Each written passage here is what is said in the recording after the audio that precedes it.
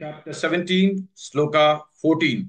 Devadvijaguru Prajna, Devadvijaguru Prajna, Devadvijaguru Prajna, Pujanam Shaucha Marjavam, Pujanam Shaucha Marjavam, Pujanam Shaucha Marjavam, Devadvijaguru Prajna, Pujanam Shaucha Marjavam, देवद्विजगुरु प्राज्ञ पूजनं शौचमार्जवम् देवद्विजगुरु प्राज्ञ पूजनं शौचमार्जवम् देवद्विजगुरु प्राज्ञ पूजनं शौचमार्जवम् देवद्विजगुरु प्राज्ञ पूजनं शौचमार्जवम् ब्रह्मचर्यम् अहिंसा च ब्रह्मचर्यम् अहिंसा च ब्रह्मचर्यम् अहिंसा च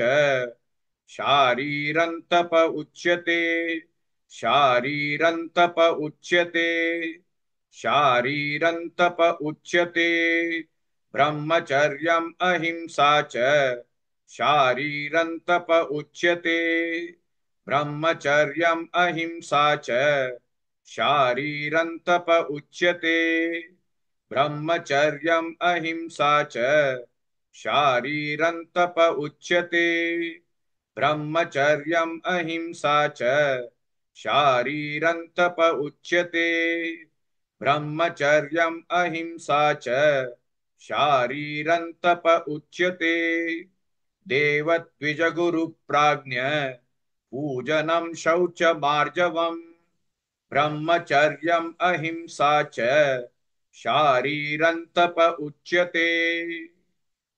Please like and share this video because you could be instrumental in helping someone around the world recite the Srimad Bhagavad Gita, thereby helping them to have a life of unending opulence, victory and prosperity. This is mentioned in chapter 18, sloka 78.